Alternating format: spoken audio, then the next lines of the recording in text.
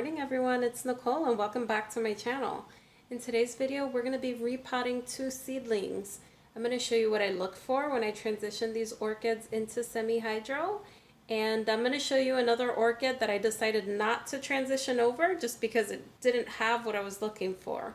So I'll walk you through my thought process and we'll get these 2 little babies into a semi-hydroponic setup. So I got these 10-ounce cups. I used the soldering iron and I put 2 little holes in them about 1/3 of the way up. And I find that for seedlings it could last a good bit into a small setup like this. You don't have to buy a self-watering pot for them. I've got my soil cover over there. That's the Moser Lee brand. They usually have it at Lowe's or Home Depot.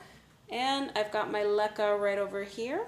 So we're going to start with soaking these orchids. I'm going to put them in this little tray, let the roots get nice and pliable. And because it's been daylight savings time, I'm up pretty early today. I'm making some coffee. So I will come back with my coffee, these orchids nice and soaked and ready to go, and we will pot these up. I've got my hot coffee. These orchids have been soaked, and I've got my sterilized cutting tools here. And now that is much better. Now we can get to potting these orchids up. So let's start with this one. I think this one's going to be much easier. So this one is a Richard Mueller cross. This is Richard Mueller crossed with Cattleya Mark Jones. So this is going to be a nice spotted cross. A friend sent this over. I can't wait to grow this. I truly love Richard Mueller hybrids. Root system looks great. So whenever I transition seedlings into semi-hydro, let me get this out of the way with the steam. Whenever I transition seedlings into semi-hydro, I look for a good root system. And this one looks like a good candidate. Ideally, we want some new growing root tips because then those adapt to the growth system. This one looks nice and healthy. I'm not seeing much by way of new growing root tips, maybe right here. This one might continue to grow. But overall, it looks good. And as we're heading into spring, that's when this orchid's going to grow and really push out a good new root system. I'm going to show you my Cattleya Clondiae Cerulean that I decided against putting in semi-hydro because it didn't have as many roots. So you want something like this when you're transitioning into semi-hydro. You don't want something with like a flimsy root system because it can kill the roots. Now I think I'm going to have to soak this a little while longer to get those pieces of bark out. So we'll start working on the other one while this soaks. All right, let's take a look at this one. So this one is a new addition. I got this from my friend Grismelda. This one is the BLC Green Goddess Golden Delight crossed with the Cattleya Bicolor Mendenhall Beta. And it's a tetraploid. This should be an interesting one. We have our hands full with this one, but we will untangle this. I've been in the process of repotting my entire collection. So I had a goal of repotting 100 orchids in the month of March. I started, I think it was 6 days ago, and I'm already on orchid. This is 26. So I'm on schedule. I'm doing 5 every day. And I think just getting little bits done really helps, and it goes a long way versus doing a lot at once. Though if you have the energy, you should definitely do a lot at once. I don't have the energy or the time to do so many. So what I'm going to do is I'm going to cut around this little net pot and free these roots.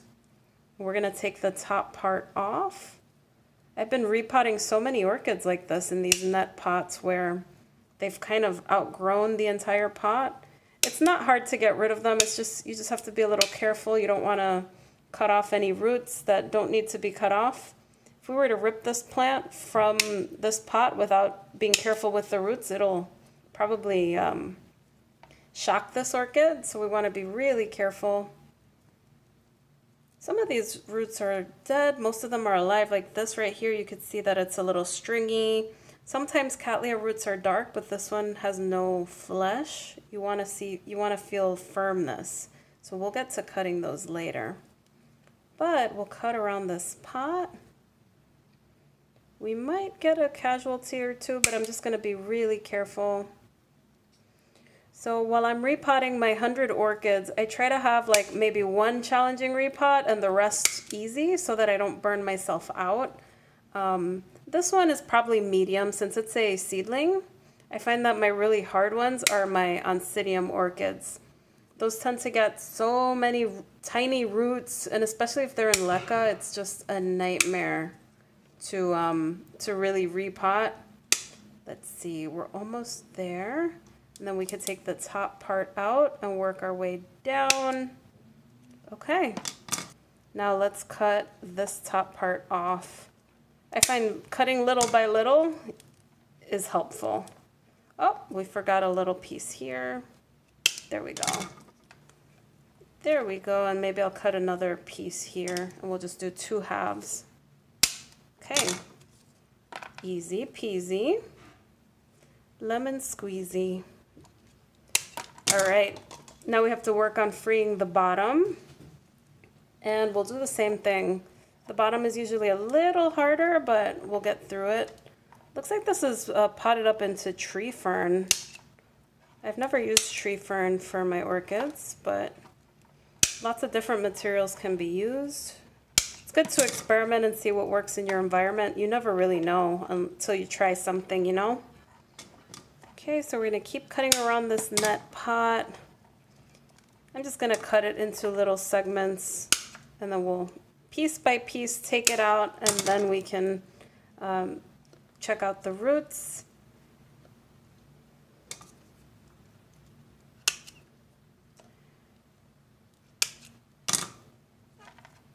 I look forward to being done with all of this repotting.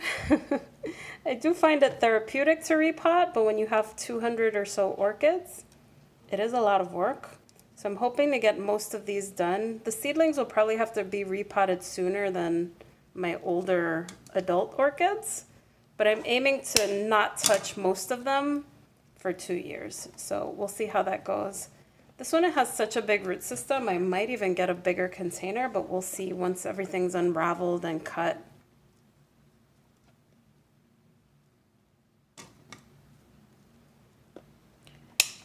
So we're always looking for a decent root system, as I mentioned with seedlings. If you don't have that many roots, remember that transition to semi-hydro can shock the roots and they might die off. They don't always die off, but they often do. And then you need the new root system to take over. So you need a pretty good root system just to be able to sustain this orchid while it grows new roots. Again, sometimes the roots don't die off. Sometimes they take a few months to die off, but eventually they do. Just because we're going from this tree fern material to an always moist system, it's a very different environment, and the roots do need to adapt. So we just need to be mindful of that. And the larger the root system, the better. If you have growing root tips, even better, because that means that those roots will grow and adapt to the grow system right away. So this is what we're looking for. Like, this is a nice root system here. It'll sustain this orchid. Bigger root systems do tend to do better than smaller ones. So that's why I don't ever force anything into this grow method, because it's like you're trying to force the orchid to adapt to a system that you want. And you could do that if you wanted to grow everything, but you could set your orchids back. So that's why it's not a one size fits all for me. I usually just look to see the condition of the orchid, and then down the line I can transition into semi-hydro. But I never want to force my grow method on a plant, especially something as nice as this. I would just want to make sure that there's good roots. Look, we have a new growing root tip. That's going to be perfect. We want to make sure that the orchid's in good shape. And also, I find it difficult when you can't really rehab an orchid all the time into this method either. If it's sickly, if it doesn't have good roots, those roots are just going to die, and it might make your orchid decline even quicker. So I always just try to transition healthy orchids into this system. Don't force it, but it's a great growing system. You just have to make sure it's timed well. All right, I'm going to soak this for a little while longer to get rid of the the fern that we have here, it's quite tightly packed in here. And then we'll get back to the other orchid. Alrighty, we're back with the Mark Jones, and I want to take off these little pieces of bark. We want to remove everything when we're transitioning because it's going to be always moist in that grow system, and if we have organic still on there, there's going to be mold, so we don't want to leave big pieces. You're not going to get everything, and that's okay, but you don't want big chunks of bark in there just because it will mold. But little pieces are fine, and that usually resolves itself when your orchid is being flushed. So a lot of folks ask me why I like semi-hydro, and I kind of like it just because initially I thought this would be a grow method where I don't have to water as much. There's a water reservoir, and you don't really have to water too much. I find that sometimes the orchids do grow and drink up their water reservoir a lot. But otherwise, I do like it. I find that my orchids do grow well with it, and I'll do a guide showing the difference between semi-hydro with holes in it, self-watering, etc., the pros and cons. I could do a larger guide later on so you guys can sort of understand the thought process here. Well, this is nice and clean now, so I'm going to rinse this out and then we're ready to pot this up. Coffee is really helping me get through these repots. I start early in the morning before I start working. All right, so I'm gonna get some leca here. I don't want the roots to go below here just because that's gonna be where the water is. And when they do get there, I want them to naturally grow and adapt on their own. So any new root tips can adapt and they'll be fine, but I don't want anything below that line. So we're just gonna fill around with leca. We do want the leca to be nice and tight in there, just because it does provide that wicking action. So we don't want huge air gaps in there. That's the exception with leca. You do want it nice and tight just because it does wick, and you're going to have the same consistent level of moisture. You're not going to be overwatering because this is your reservoir. The leca is going to wick all of that up, and it's going to be a very humid environment for the roots. If you have major gaps, there will not be any wicking. So I'm going to squeeze this a little bit. Let's see. We see some air gaps in there, so I'm going to just press gently. I want to be careful with those roots, but so far this is looking good.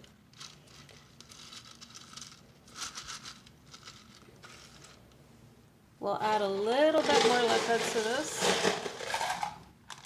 Going around. I don't know how long this is going to last. Hopefully we'll get another growth that'll pop up like on this side. So I have the older growths on the edge here. I'm not putting it in something big just because I want to save space. I got to figure out what I'm going to do because I have so many seedlings. But we'll top this off with a little bit of the soil cover. I got this one by mistake. These are smaller stones. You generally want bigger stones because if you have smaller stones, they do tend to be hard for the roots to get through. But you'll just know with experience how the stones that you like and what works best for you. But tiny stones aren't the best. These are okay, but I wish I got the bigger ones. I do have a bag coming with bigger stones. I'm just going through this so much because of my repotting so many orchids. This is it. So this one is all done. The stones prevent the roots from desiccating when they grow down. So with semi-hydro, there's generally a top dry layer, and the wicking, once you get to the very top, it's kind of like clay. They'll grow and they can dry, so this kind of mitigates that top dry layer. So if there's a new root, it could find a groove down and go right into the moisture. So this kind of traps the moisture in, but there's plenty of air gaps, as you can see. These are little spheres, so it's not tightly packed in there. It's very airy, despite it being leca. Look at these gaps here. So it's got plenty of air, and it'll grow nice and healthy in here. So let's move on to the next one. So this has been soaking for a couple minutes. I don't know if it did enough, but we'll see. I want to get off as much of that tree fern as possible. This has such a big root system that I'm tempted to get a larger container for it. So I probably won't be able to use that cup, just like, you know, that'll outgrow it too quickly. I didn't want to use something larger for space issues, but I think it's better for the orchid to do so. Man, this is a little tough. These clumps of fern are kind of hard to get out. They're like together. And it looks like the roots have grown through it. Okay, I mean, we lost one root there, but what I'll do is, these are clean. I'm gonna just try to cut through the fern, avoiding the roots. So we'll make our way to free this root ball. Wow, this is a really nice one. This was from Carter & Holmes, from my friend. And they have really nice orchids, but I'll say that they do not ship at all during winter. So if you place an order with them in, say, December, it's not unusual for you not to get it until end of March, early April. They will hold on. They don't want your orchids to get any cold damage, which is good, but you're going to be waiting for a long time. I think I'm going to soak this a little while longer and get a larger container for it, and then we'll come back and clean this up. Alrighty guys, I've left this soaking another 20 minutes so we can get this tree fern off. So let's see if it's a little softer. Looks like it is. I'm gonna have to cut through it though, because the roots grew right through that material. Looks like it's a good material because these roots are really good. Just kind of a hassle to remove it when it grows through. You can see that root right there grew right through that fern. I have gotten orchids that have been potted up in this material before. I have a Neophonetia actually that's in it that I need to repot soon. I got it last year also from Carter & Holmes, so it looks like they like this material. It's important to make sure you get off as much as you can, as I mentioned, because of mold. A little bit is fine, like if you leave little fragments, it'll get resolved when you flush. But if you leave big pieces, you'll get a lot of mold. So just do your best to remove what you can. Soaking does help.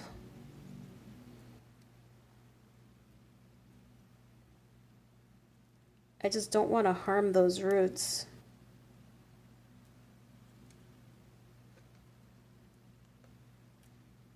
There we go. You can sort of see it. They feel like little twigs. Though I am very impressed with the root system on this one. Okay, we've gotten most of it off. I'm gonna hose this off and come back so we can repot it. I'm gonna do my best to just blast it up here where there's still some tree fern, but I really like those new root tips there. All right, it's nice and clean. We have a little bits here and there, but it's okay. We will flush that and get rid of any buildup that happens with the organic mix. And we're gonna look for dead roots. So when you touch it, if it doesn't feel firm, it's probably dead. This one is definitely dead, so I'm gonna cut it off. Cattleya roots sometimes can be brown, so just because they're discolored doesn't mean that they're dead. You just have to feel them for firmness. This one is also dead. This, you could tell it's flat. It's not firm, and when you kind of pull it apart, you just have this string. So they're not fleshy. So I'm gonna cut it where it's no longer alive. Here's a good example of a root that's alive. This one is firm. This one is also firm. It has substance to it. And these here are dead. So let's get rid of that. And we want to get rid of the dead roots because they'll just decompose, especially in the always moist or always wet system. You don't want them to be in that whole grow system, and you know, then you'll see more mold and stuff like that. Again, that's why it's important to flush, especially when you're growing semi-hydroponically. But it's not too bad. These roots are really nice. They're pretty long, and you can see these are like green, so you could tell that they are alive. I think that's it. I'm gonna come back with a container so we can pot this up. So we have a couple of options in setup. I was planning on putting it into this little cup here, but the root system just seems kind of big and like it'll outgrow that pretty quickly. We've got this 4-inch pot, which seems like I might go for it because it's not just for space savings right now. And then we have this Deli container. We can go with either, I think, but this Deli container is a little bit bigger. The pros with self-watering, this would be a self-watering setup with a water reservoir. This holds more water. We'd use a wick, which I have right over here, and it'll pull everything up, but you can't see the water, so I have to kind of like open it and then look inside the pot, you know, to see how much water is left. Good thing about semi-hydro with these two setups is that we could see how much water is left. Downside, it's going to have a lot of algae over time. But another downside is that this holds less water. So this is filled with Leca, so it's going to hold less water than this, which will have a reservoir that's not impeded by the Leca. Let me think of which one to use. I'm not sure. I'm going to choose one. I kind of wanted to do everything in sort of semi-hydro, but let's see. You know what? I'm going to stay consistent. We're going to go with this semi-hydro setup. So I'm going to fill all the way up until the holes on the bottom. And then we're going to place our orchid right above it. I think this will grow pretty quickly. It's got a nice root system and all will work out well. When potting, I want to make sure that we're leaving room for the new growths, and I don't want to be repotting this anytime soon. So we're going to put the old growth at the edge of the pot, and just the new growths will likely come from this direction. So we're going to make sure that it's got plenty of room to go.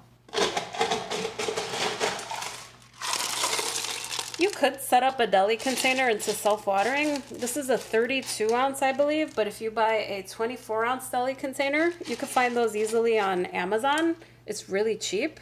And then you could put the 24-ounce inside of the 32-ounce, kind of nest them, use a soldering iron, put holes on the bottom, and then it'll help you set them up.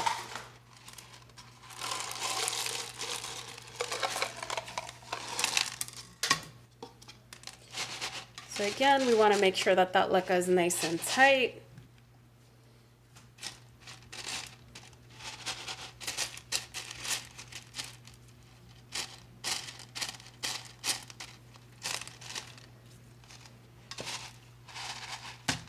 We're going to gently press it down, and we are pretty much all set here.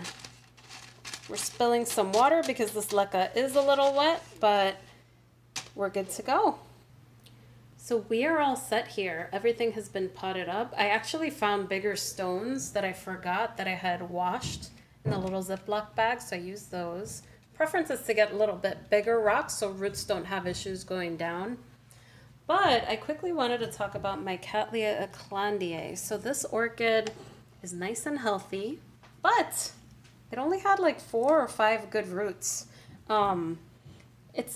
It's a good one, but I decided to put this into organic because, as I mentioned, when you transition orchids into semi-hydro, the roots can fail on you. So you either want many growing root tips, an extensive root system, or an orchid that has already been in this grow system. This was already in an organic setup, has about 4 or 5 really good roots.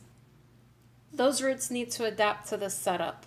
That's not enough for me to transition it over. You can if you want to, but you run the risk of those roots failing and then setting this orchid back.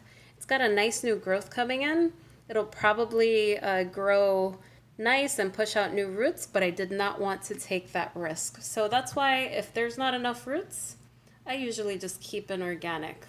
Otherwise, when this orchid has more roots and new root tips, then I can transition it over.